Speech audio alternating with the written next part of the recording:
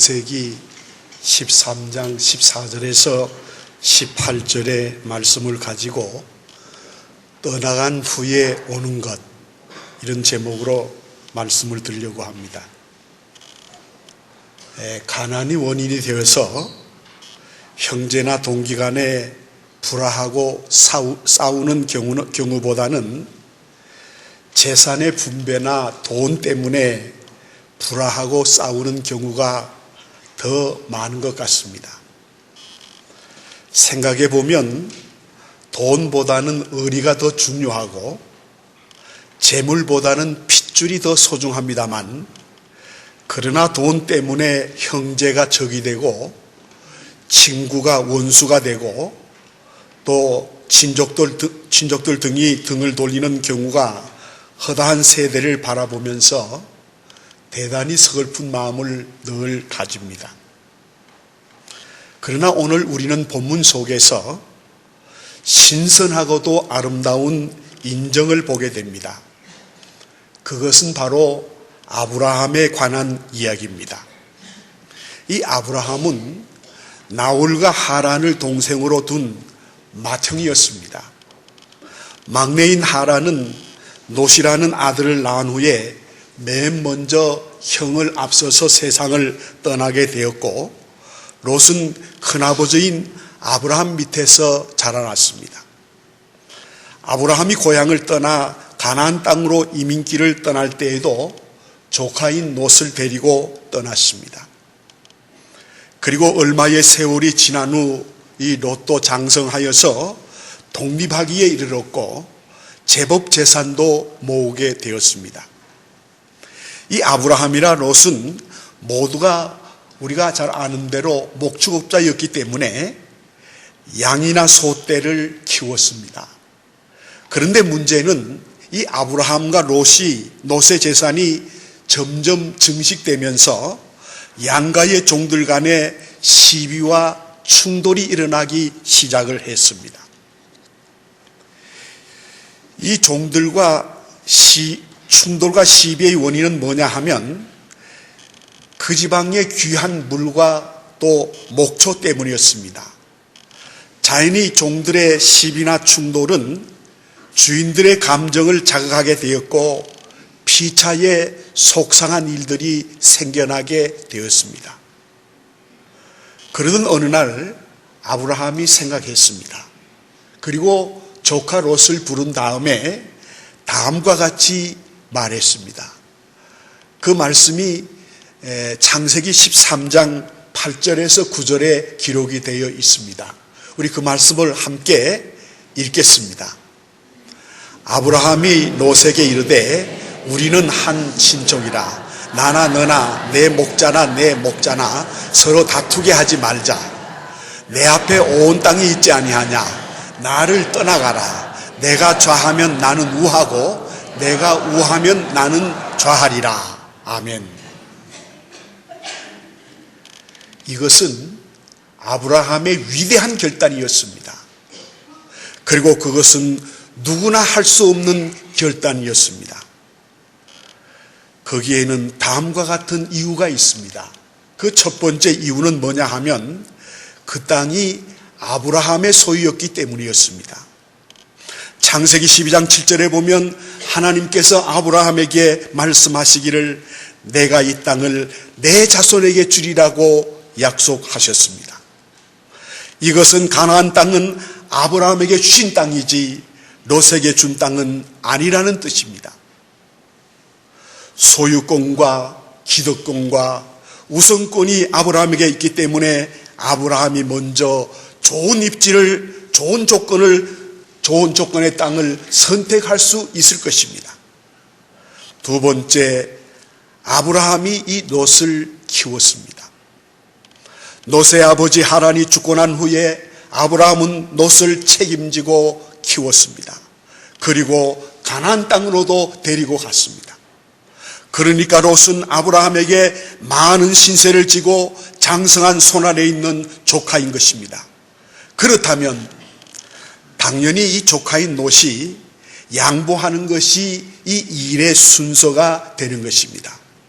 그런데 이 아브라함은 롯에게 우리 서로 싸우지 말자. 내가 좌하면 나는 우할 것이며 내가 우하면 내가 좌할 것이라고 하면서 자신이 가지고 있는 기득권과 모든 선택권을 다 내려놓고 고스란히 롯에게 양보했습니다.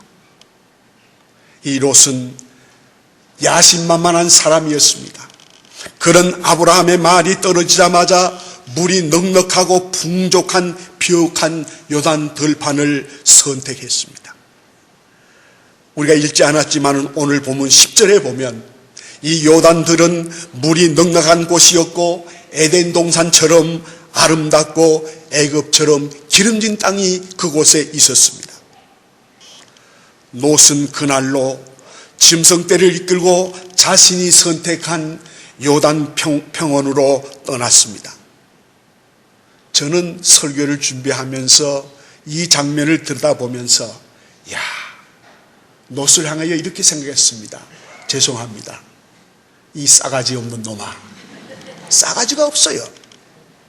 그렇게 키워주고 장성시켜주고 그렇게 다 뒤를 돌봐줬는데 땅을 골라라 하면 아이 그러지 마십시오. 큰아버님 먼저 하십시오 하고 양보해야 되는데 여기 싸가지 없이 말이에요. 자기가 정해서 그 길로 떠나갔어요.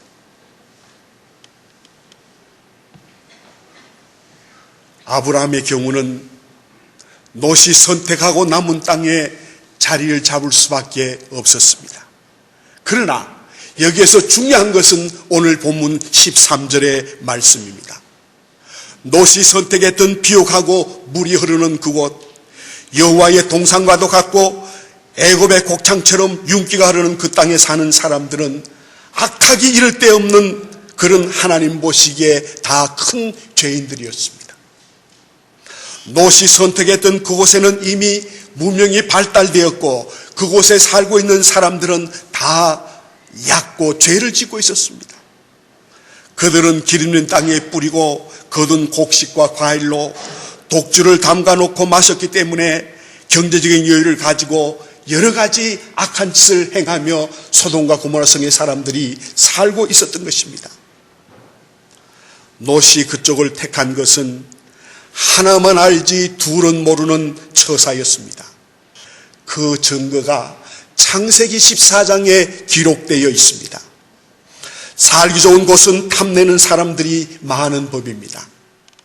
롯이 살고 있던 소돔과 고모라의 주변에 있는 왕들이 연합군을 편성해서 소돔을 침략했고 롯과 그의 모든 소인은 포로가 되었고 약탈을 당하게 되는 현상이 나타났습니다. 그리고 19절에 보면 사치와 방종이 극에 치닫던 소돔과 고모라가 우리가 아는 대로 유황불로 멸망하게 되는 날 롯의 모든 재산은 다 불사르게 되었고 아내는 우리가 아는 대로 소금 기둥이 되고 말았습니다. 아주 그 가정이 비참하게 전락하고 말았어요. 사랑하는 성도 여러분, 우리가 이 세상을 살면서 선택은 참으로 중요한 것입니다. 무엇을 선택하느냐, 누구를 선택하느냐가 굉장히 중요한 것입니다. 예를 들어서 우리가 결혼을 할 때도 어떤 배우자를 선택하느냐가 굉장히 우리 인생에 중요한 것입니다. 롯은 눈앞에 보이는 조건만을 선택의 조건으로 삼았다가 패가 망신하고 말았습니다. 아브라함의 경우를 생각해 보십시다. 일보의 양보도 없이 자기 곁을 떠나버린 롯의 무정함 때문에 아브라함이 괴로워하고 있을 때, 다시 말하면 아브라함이 무정한 롯을 생각하면서 마음 아파하고 있을 때 아브라함에게 얼마나 큰 배신감이 생겼겠습니까? 아마 절망했을 거예요. 그런데 그 절망이 다가온 이후에 그것이 중요한 것입니다. 어떤 사건이 아브라함에게 나타났는지 오늘 본문에서 찾아보면서 은혜를 나누려고 합니다. 첫째, 아브라함은 이 롯이 간 후에 가나안 땅의 모든 소유권을 무상으로 제공을 받았습니다. 창세기 13장 14절에서 15절에 보면 그 말씀이 분명하게 기록되어 있습니다. 우리 말씀을 읽겠습니다. 함께 읽겠습니다. 롯이 아브라함을 떠난 후에 여호와께서 아브라함에게 이르시되 너는 눈을 들어 너 있는 곳에서 북쪽과 남쪽 그리고 동쪽과 서쪽을 바라보라. 보이는 땅을 내가 너와 내 자손에게 주리니 영원히 이르리라. 아멘. 우리는 이 말씀을 창세기 12장 7절과 비교해 볼 필요가 있습니다. 창세기 12장 7절에 보면 내가 이 땅을 내 자손에게 주리라고 그렇게 말씀을 했고, 오늘 본문에서는 너와 내 자손에게 주리라고 하나님께서 약속하셨습니다. 본문에서는 너에게 주리라고 추가한 것입니다. 이것은 아브라함에게 허락하신 약속의 재확인이며 다짐인 것입니다. 저는 이 창세기를 제 아무리 눈을 씻고 읽어보아도 소돔과 고모라를 롯에게 그리고 그 자손에게 주시겠다는 약속을 찾지 못했습니다. 소돔과 고모라는 롯 자신의 안목으로 선택한 땅일 뿐만 아니라 하나님의 뜻과는 전혀 관계없는 롯의 선택에서 이 소돔과 고모라 성을 택했던 것입니다. 오늘 본문 13절 10절에 보면 롯이 소돔과 고모라를 선택할 때 눈을 들어서 요단들을 보았다고 했습니다. 그리고 14절에 보면 하나님께서 아브라함에게 너는 눈을 들어서 동서남북을 바라보라고 했습니다. 그리고 14절에 보면 하나님께서 아브라함에게 동서남북을 바라보라고 하면서 롯도 눈을 들어 땅을 바라보았고 아브라함도 눈을 들어서 땅을 바라보았습니다. 그러나 제 마음대로 자기 생각대로 제 소견대로 땅을 바라본 롯은 그 땅에서 쫓겨나는 신세가 되었고, 하나님께서 바라보라 하신 그대로 바라본 아브라함은 자기가 바라본 땅의 모든 것을 차지하며 그 땅의 지주가 되었습니다. 어떤 일을 내 마음대로 결정하고 내 뜻대로 결정해버리면 하나님은 관망만 하실 수밖에 없는 것입니다. 그러므로 우리 그리스도인들은 하나님이 시키는 대로, 하나님이 원하시는 대로 하나님의 뜻을 쫓아서 우리가 살아야 하는 것입니다. 그래야 거기에 하나님의 축복이 있는 거예요. 아브라함은 하나님의 말씀대로 바라보라고 하면 바라보고, 떠나는 사람에게는 아브라함이 받았던 신령한 가나안이 주어지는 것입니다. 나무를 보고 산천을 바라보고 세상을 바라보는 눈을 육안이라고 합니다. 우리가 지금 볼 수 있는 눈은 육안이에요. 그래서 교회를 바라보고 지금 설교하는 저를 바라보고 마이크를 바라보는 것은 이건 육안이에요. 그러나 우리 사람에게는 또 다른 눈이 있습니다. 그것은 뭐냐 하면 신령한 하나님의 세계를 바라보고 하나님을 바라보는 영안이 있습니다. 여러분, 믿음의 생활을 하려고 하면 하나님이 주시는 이 영안, 성령께서 주시는 영안이 열려져야 하는 것입니다. 성도 여러분, 2017년 한 해를 살아가면서 여러분 하나님을 바라볼 수 있는 신령한 눈인 영안이 열려지시길 바랍니다. 그래서 마지막 때에 하나님께서 행하는 은밀한 일을 우리가 바라보면서 이 마지막 때를 준비해야 할 것입니다. 여기서 롯의 눈은 육안이었고 아브라함의 눈은 영안이었습니다. 여러분의 눈은 육안입니까? 영안입니까? 그저 이 세상을 바라보면서 여러분 살고 있습니까? 영안을 가지고 살지 못하고 육안을 가지고 사는 사람들은 그 인생이 마지막은 비참해요. 여러분, 제발 이 시간 여러분에게 부탁을 드립니다. 여러분은 하나님이 주시는 영안이 열리는 그런 축복이 여러분들에게 넘쳐나기를 바랍니다.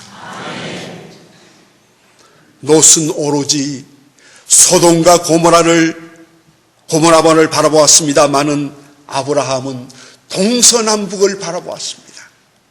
여기서 말하는 동서남북을 바라보았다는 것은 무슨 말이냐 하면 멀리 보고 높이 보고 넓게 보고 깊이 바라보았다는 것이에요. 그리고 하나님이 지시한 그 의미를 생각하면서 하나님의 뜻을 쫓았다는 겁니다. 성도 여러분, 누가 인생의 승자이십니까? 누가 인생의 성공자가 될 수 있습니까? 그것은 당견을 버리고 동서남북을 바라보는 사람입니다. 우리 육안은 다 같이 가지고 있지만은 우리 믿는 그리스도인들은 하나의 눈을 더 가져야 하는데 그 눈이 하나님이 주시는 신령한 세계를 바라보는 영안인데 이 영안을 가지고 여러분 세상을 바라보며 살 때에 반드시 그곳에 하나님의 인도하심이 하나님의 축복이 있다는 사실을 여러분 믿으시기를 바랍니다. 한 번의 실패를 동일하고 한다면 아직도 서남북이 남아 있습니다.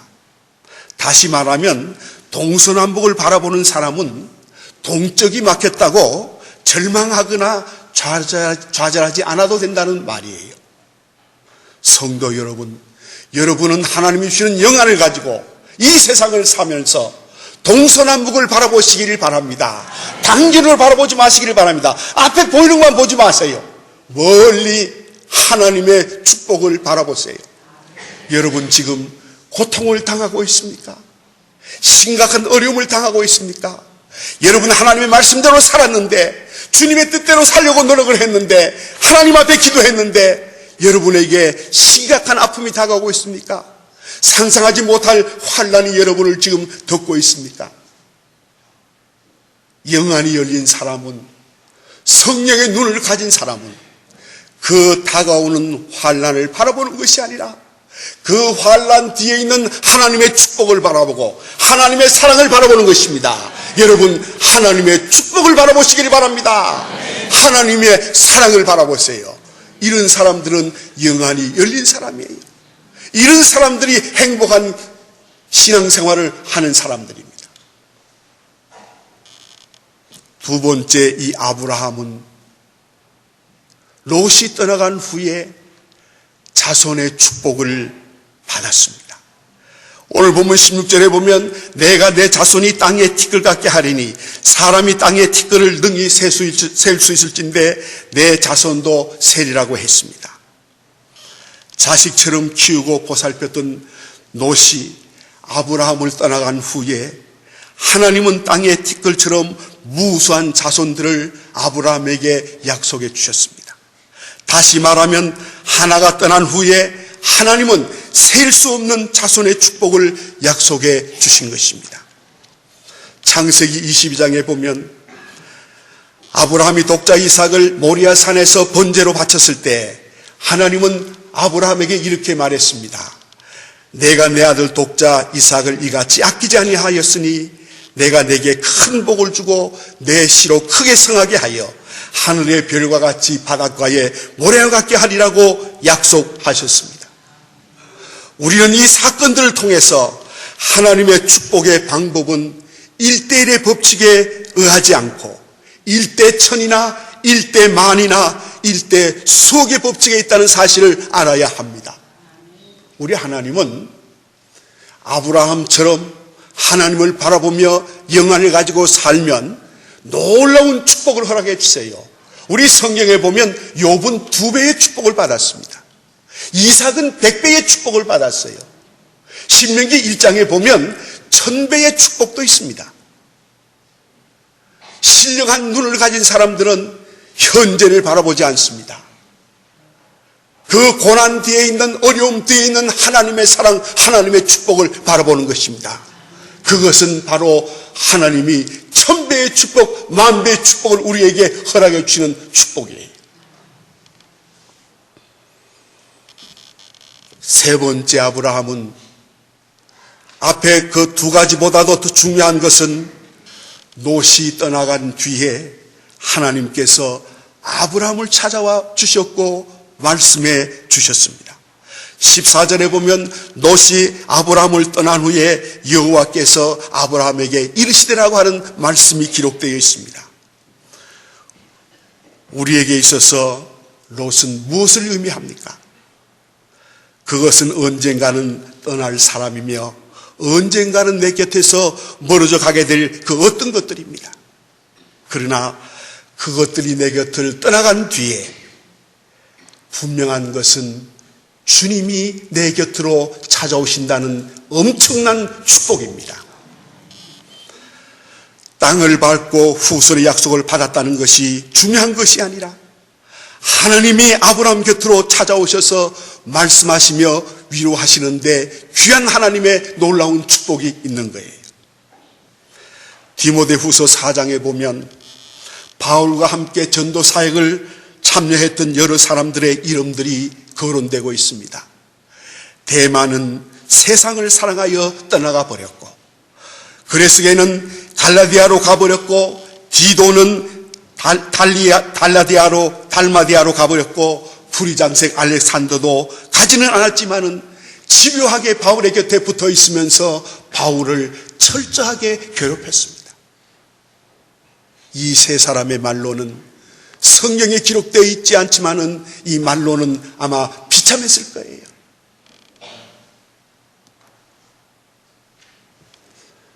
사람들이 바울의 곁을 떠나가고 바울이 심각하게 고독해졌을 때, 그때 주님이 내 곁에 서서 나를 강건케 해주셨다고 바울은 고백합니다.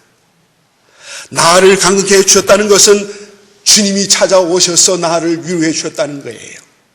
그리고 나에게 힘을 주시고 믿음을 주셨다는 말씀입니다. 우리들의 경우도 예외는 아닙니다.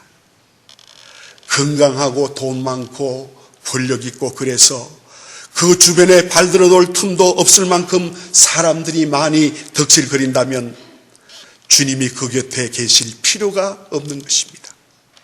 그러나 모든 것이 다 내 곁을 떠났을 때, 그래서 내가 슬프고 외롭고 고독할 때 주님은 내 곁으로 오셔서 계시의 축복의 말씀을 주시는 것입니다. 그리고 우리에게 축복을 베풀어 주시는 거예요. 그러니까 여러분, 믿고 살던 것들이 내 곁을 떠났다 해도 여러분 절대로 낙심하지 말기를 바랍니다. 여러분, 내가 믿고 또 의지했던 것들이 다 떠났다고 해도, 무너졌다고 해도, 가려던 길이 막혔다고 해도 여러분 낙심할 필요가 없습니다. 이유는 바로 그때 영원한 위로자 되시는 주님이 찾아오시는 시간이며 나에게 축복이 임하는 시간이며 임마누엘의 역사가 일어나는 시간이기 때문입니다. 롯이 떠나간 후에 아브라함의 곁으로 다가오시던 주님은 오늘도 우리의 곁을 다가오고 있습니다. 여러분, 세상살이가 힘드십니까? 외롭다고 느껴지십니까? 나는 세상에 혼자라고 여러분 생각하며 절망하십니까?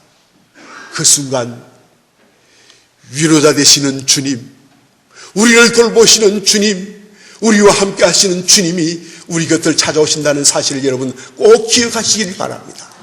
그리고 주님의 진정한 위로를 받으시길 바랍니다. 여러분, 세상을 이길 수 있는 힘은 세상에서 찾을 수 없습니다. 돈이 아닙니다. 권력이 아닙니다. 힘이 아닙니다. 세상을 이길 수 있는 힘은 주님이 찾아와 주셔서 위로해 주시고 손잡아 주시고 안아 주실 때 우리는 세상을 이길 수 있습니다. 여러분, 우리를 찾아오시는 주님을 사랑하시기를 바랍니다. 2017년도에 여러분의 뜨거운 고백은 우리를 찾아와 주시는 주님을 사랑합니다. 그 주님을 사랑하는 2017년 한 해가 되시기를 주님의 이름으로 축복합니다.